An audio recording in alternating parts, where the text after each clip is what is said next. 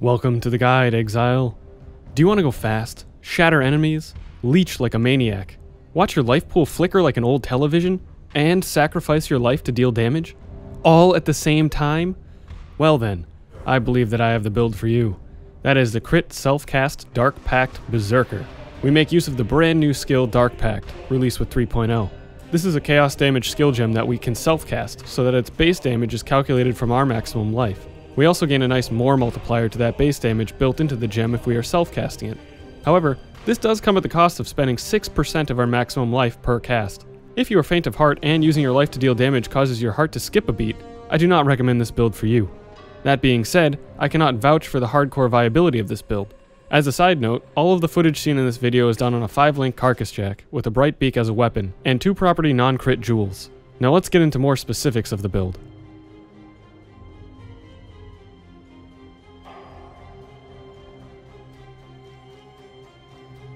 The Crit Self-Cast Dark Pact Berserker lends itself nicely to a fast map clearing character, as well as being very competent at boss killing with the proper setup.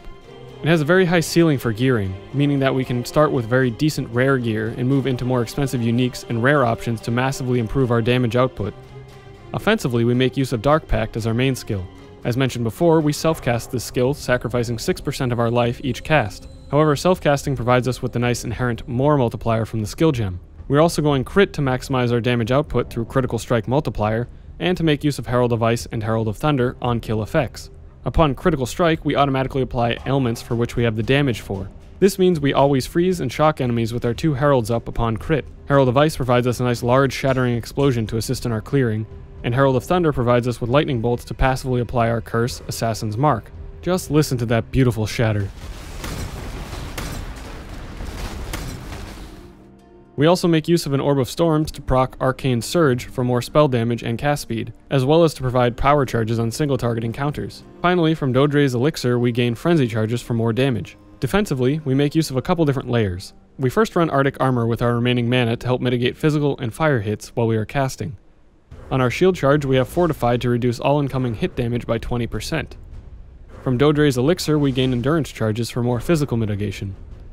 Finally, we take Vaal Pact for instant leech that melds nicely with the Berserker's Cloaked in Savagery to always be leeching back more life than we spend with Dark Pact. This also allows us to have a cast when damage taken set up with a few hard-hitting spells to passively leech our life back up upon taking a savage hit instantly. Playing this build is very fun and very satisfying whilst mapping. You quickly shield charge around the map into packs and watch them shatter from your Herald of Ice explosions on your Dark Pact. For bosses and heavier targets, you simply place a Wither Totem in an Orb of Storms and burst them down. The passive trees and Path of Building Pacemen are included within the description below.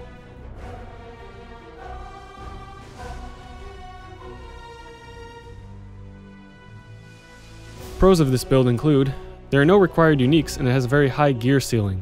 It has a very fast clear speed. Satisfying Herald of Ice explosions. We have the Cloaked in Savagery and Vaal Pact combo for insane leech. We can do reflect and no regen maps. Some cons of this build include, we have Vaal Pact so it can become very uncomfortable when doing things such as lab traps. Overcasting Dark Pact can injure you badly and set you up for getting one-shot. This is not very beginner friendly or for the weak of heart.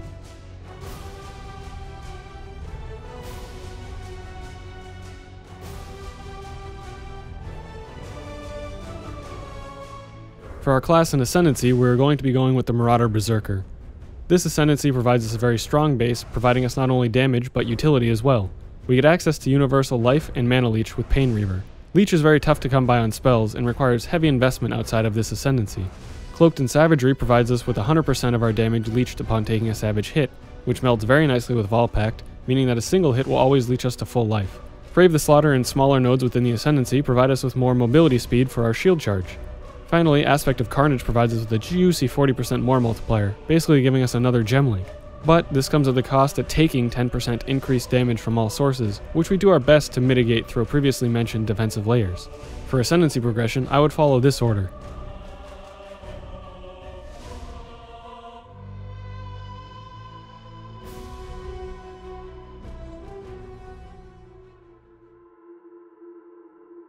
Within our passive tree, the only keystone that we grab is Vaal Pact. This allows us to instantly leech life at the cost of giving up life regeneration. Here's the complete endgame passive tree. Defensively, we just pick up as much life as we can. Offensively, we pick up as much life as we can, as Dark Pact scales from life. We also grab Area of Effect, Critical Strike Chance, and Multiplier, as well as Chaos Damage and Jewel Sockets. Jewel Sockets are very important, as this is where we get the majority of our damage from. I would follow this tree progression into the final tree. Leveling this build is a bit tricky since we will be using a few different attacks and spells, but we will have enough respec points to adjust into the final tree without using regret orbs. I will discuss the reasoning behind these trees in the leveling tips section. For bandits, we will be killing all of them for the extra 2 skill points. Some useful pantheons for the build include Soul of the Brine King for avoiding chain stuns while we are casting, Soul of Gruthkul for more physical mitigation.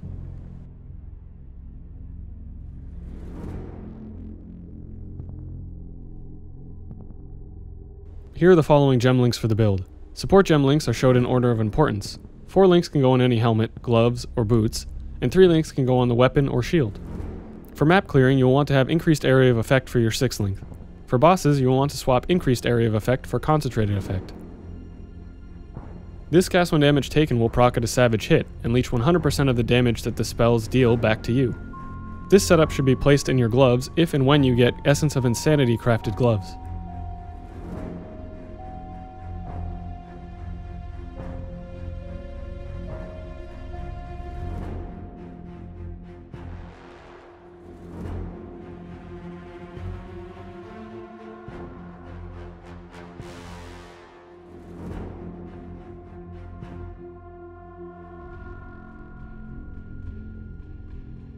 There are no required uniques for this build, however some useful uniques are the Belt of the Deceiver. This is a very strong belt option. It provides reduced damage taken from critical strikes, life, and intimidation, which increases the damage an enemy takes by 10%. This is a 10% more multiplier if they have no other sources of increased damage taken on them. A Carcass Jack. This is a very solid defensive chest option, as it provides area of effect as well as a solid amount of area damage. We also get a decent life roll and some resistances. Mute Wind Whisper Steps. These boots provide more critical strike chance, some more added cold damage, as well as a very nice movement speed roll. Bright Beak. This weapon provides a very large global attack speed modifier, making our shield charge much faster. This is a great weapon for mapping as we do not need the extra damage from a well-rolled dagger. Bisco's Collar. Since we are mapping so fast, this is an excellent option to increase returns from general map monsters. For rare gear, we will be wanting to look for gear with lots of life and elemental resistances. The base type of the gear only matters for the socket colors and affixes you are trying to get. For example, this means for our chest piece we will want a pure int or an int dex hybrid if we do not have a Carcass Jack for our coloring. Here are the affixes that we want to look out for on gear, as well as some example rare gear.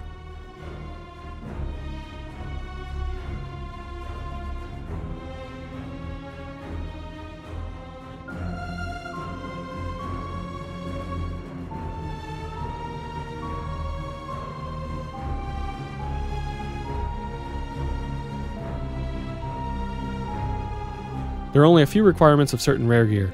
For your weapon, if you choose to get a rare weapon, it should be a dagger with spell modifiers for critical strike chance, critical multiplier, and spell damage, as well as an attack speed roll. A rare dagger will be required for endgame bossing. Shield. You want to get a pure energy shield based shield with % critical strike chance and or % spell damage on it. For gloves, you will want to get gloves crafted with Essence of Insanity for the more attack speed for your shield charge. This of course is more of a luxury, and is only needed for insanely fast map clearing. For recovery flasks, you will want to ensure that you have the following. A Divine Life Flask. You will want this to be an instant flask, either bubbling or seething. For utility flasks, you will want to make use of the following.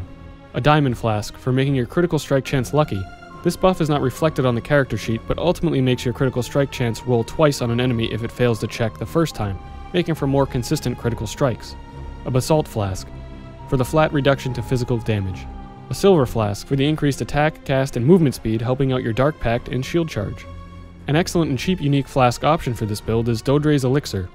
This flask is very cheap and powerful and makes for some unique interaction with the Berserker Ascendancy. We take 10% of our life as chaos damage upon use, and gain a charge of each type. As a Berserker with the aspect of Carnage and negative 40% chaos resistance, we end up taking 15% of our life, meaning that we proc Cloaked in Savagery every time we use it. This means we can always keep up our 100% life leech, 50% increased damage, and 25% increased attack speed buff up at all times while mapping, as well as also gaining endurance and frenzy charges along with our power charges for more mitigation and damage.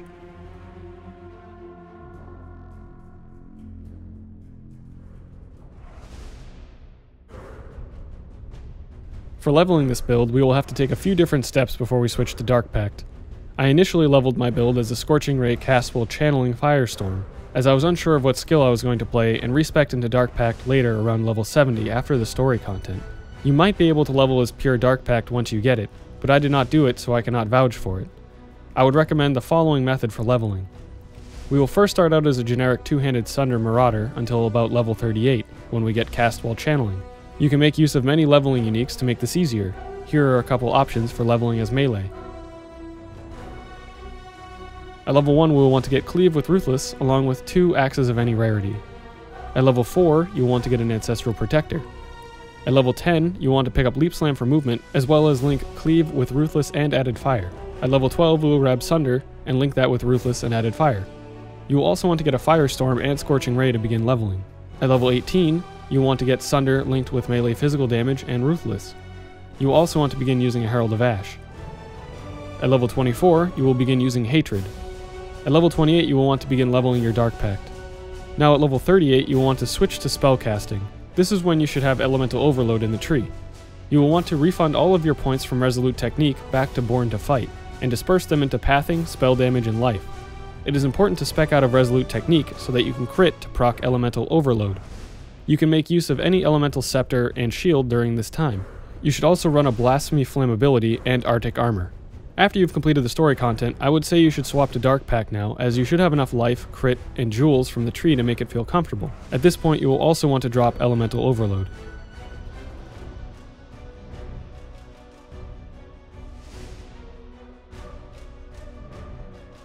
In conclusion, this build is very fun and a solid mapping character. It has plenty of room to grow and a lot of gearing investments that you can make to really expand its power and speed. With the right gearing and skill, this build could be taken to endgame bossing with no problem. If you were looking for a heart-pumping experience and needed that crit-shattering, screen-wide AoE clear, then this is the build for you. Thanks for watching, and I'll see you in the next one, Exile.